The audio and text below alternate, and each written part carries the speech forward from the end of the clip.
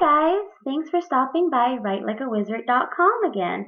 I am author K.M. Lee, and today I would like to talk about something that is very important to writers, which is how to defeat writer's block.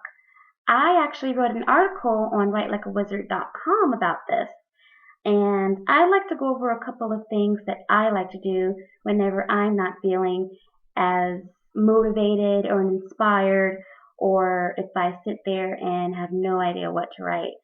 The first thing you should keep in mind is that writer's block is all in your head, and you can defeat it. So don't give yourself excuses. If you want to write, you must write every day. The trick is to get something on the screen or the paper because your brain needs exercise, and guess what happens when you exercise? Inspiration flutters in like a butterfly. And here are the top 10 things that I like to do. Sometimes I'll just step aside, breathe, go for a walk. I'll go for a walk with my music and I'll think about whatever story I'm working on. And next thing you know, I have all kinds of ideas in my head and I pretty much run back home to start writing. I don't know, something about being out in nature just inspires me, and I hope it does the same for you.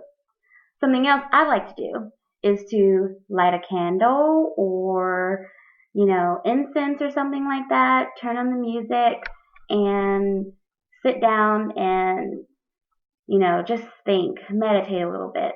Something about the scent from an incense or a candle kind of takes me to another place, especially if it's like an incense from like India or something. Your sense of smell is very powerful, and most of the time I feel like I'm in another place and I start coming up with all of these, really cool ideas about different lands, and that works really well for me because I'm a fantasy writer and I like to write about different lands and different worlds and things.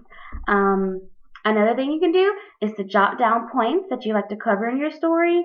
Just whatever pops in your head, even if it feels silly, just get something down, and before you know it, you're having ideas and you want to start writing paragraphs. It's perfect.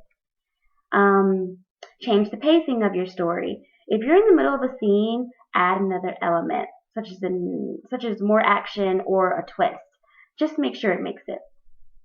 Sit down and do a character profile. That's really fun. Take all of the central characters of your story and write what they look like. What are their personalities? How are they like us? What are their goals?